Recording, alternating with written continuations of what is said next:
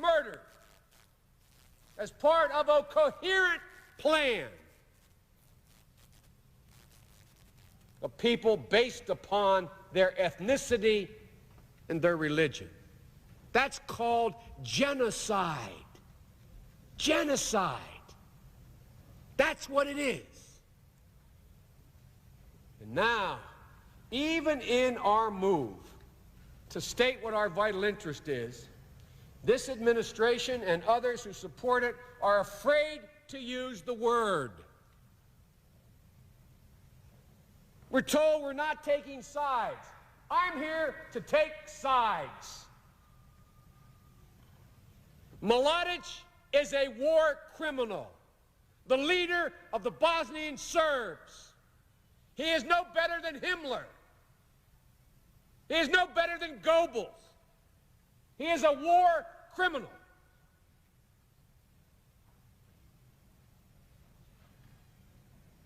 Karadzic is a war criminal. And I might add the leader of Serbia, Milosevic, is also a war criminal, although he's the only one not indicted so far. And so I hear people stand here and say, what is our interest? What is our interest? Our interest is that history repeated itself. And let me be presumptuous enough to go on a little more what I think the next history lesson will be.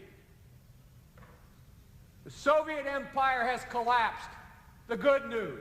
The bad news is all the ethnic hatreds, all the ethnic fighting, all the atrocities that occurred 100 years ago and 40 years ago are now uncovered again. There are 25 million Russians living outside the border of Russia, in Ukraine, in the Balkans, in Kazakhstan. There is war in Armenia, Georgia, and almost all of it is based on ethnicity. And what is the message we send to the world if we stand by and we say, we'll let it continue to happen here in this place, but it is not in our interest. We don't fear that it will spread. I'm not here to tell you if we don't act, it will spread tomorrow and cause a war in Europe or next year, but I'm here to tell you within the decade it will cause a spread of war and a cancer and the collapse of the Western Alliance. And what's so important about the Western Alliance? NATO for NATO's sake, so we can beat our breast? What I'm about to say is going to cause me great difficulty if I'm reelected and come back here as the ranking member or chairman of the Foreign Relations Committee. But Europe cannot stay united without the United States. There is no moral center in Europe. When in the last 2 centuries have the French or the British or the Germans or the Belgians or the Italians moved in a way to unify that continent, to stand up to this kind of genocide? When have they done it? And the only reason anything is happening now is because the United States of America finally is understanding her role. So we do have a national interest. Our national interest goes well beyond the genocide that will spread like a cancer. And I will not take the time, because others wish to speak, to explain what the rest of it is, but I do in my longer statement I put in the record. But there's a second question, it seems to me. Not only what is the national interest of the United States, is there one, but once you establish there is one, which I believe there is one that exists, is the proposed action by the President the one that can meet that national interest? And I'd respectfully suggest this is not the best one. If the President and the administration, in my view, and the last administration had the gumption, they would have told our European allies, we are lifting the arms embargo. This is not a Vietnamization program. The Vietnamese in South Vietnam weren't sure where they wanted to be, north or south. That's why it never worked. The Bosnians know where they want to be. They want to be free. They will fight for themselves. they have ever asked is lift the embargo. Prime Minister Silagic came after my first visit to Bosnia. I asked in my office, and 12 of my colleagues, all good men and women, came, Democrats and Republicans, because the word was then, you know, if we lift the embargo, it's just going to make it worse for those poor folks. More are going to get killed. And one of my colleagues, very informed in foreign policy, one of my Republican colleagues and Democratic colleagues, sat at my conference table and said the same thing to Silagic. And Silagic said something I will never forget as long as I live. He looked at this senator and he said, "Senator, at least do me the honor and the privilege of choosing how to die. Senator, do not send me food to fatten me and my family in the winter, only to be assured that I will be killed with a full stomach. Give me a weapon.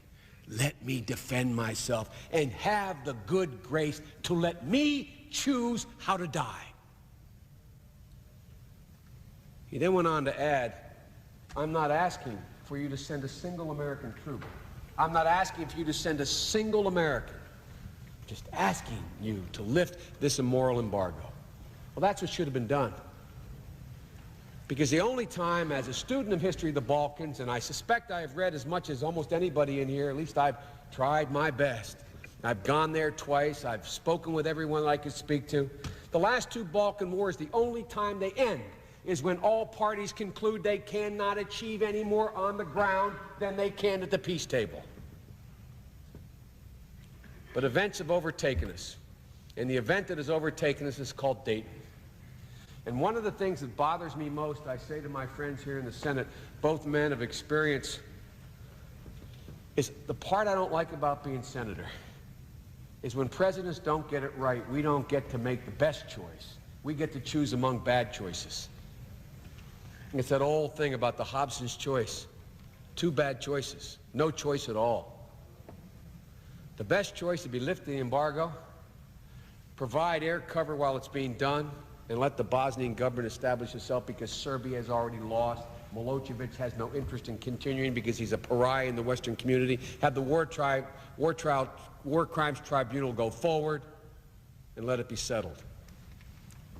But we didn't do that. We have one of two choices now. One, we participate with a better than even chance. We provide enough time for the Bosnian government to get the physical wherewithal and economic strength to defend themselves, and then we leave. Or we don't participate at all, which means nothing happens because the Europeans have no center on this issue.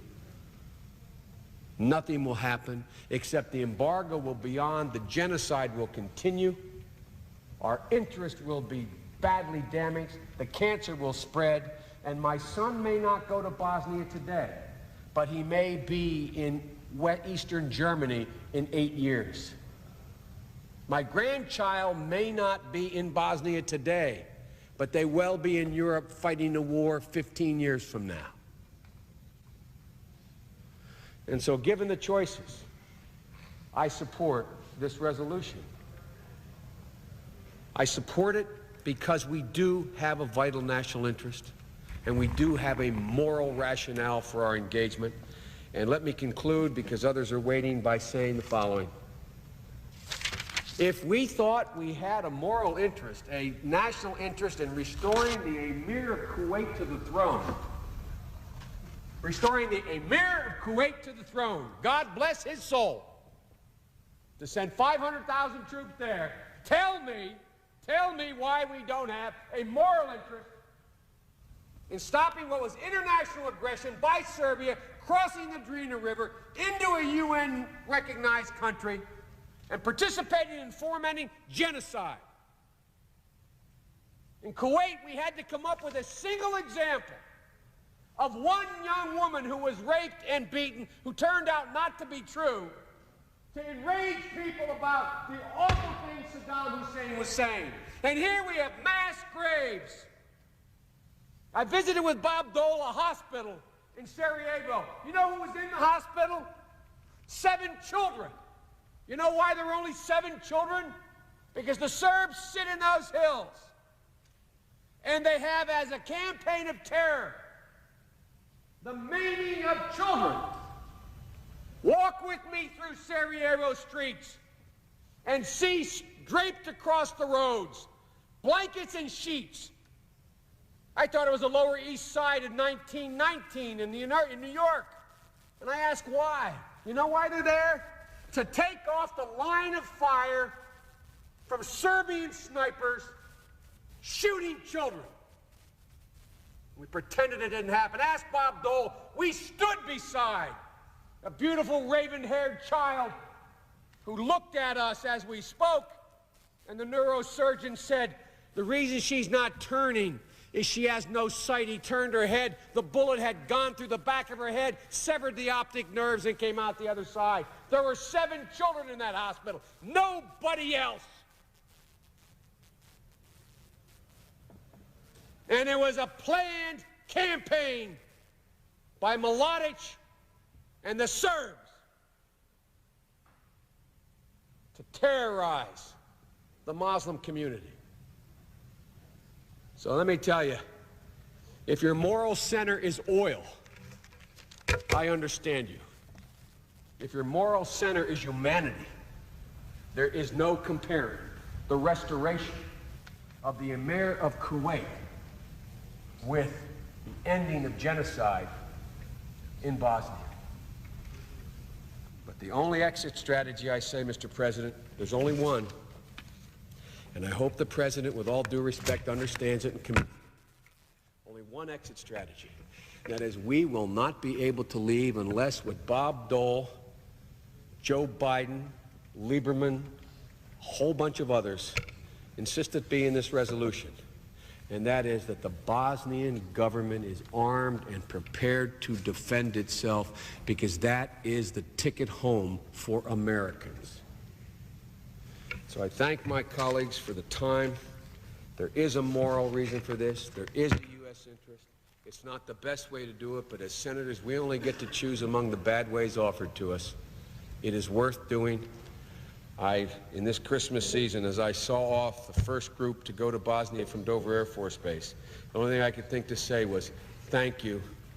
Watch where you walk. There are a million landmines. Watch where you walk. And God bless you. Because I'm telling you, you're doing something right, but you're being put in a position that isn't the one you should have been put in order to accomplish it. It's a hell of a way to send them off, but we have no choice, it seems to me, to meet our moral obligation and our national vital interest. I thank the Chair, and I yield the floor.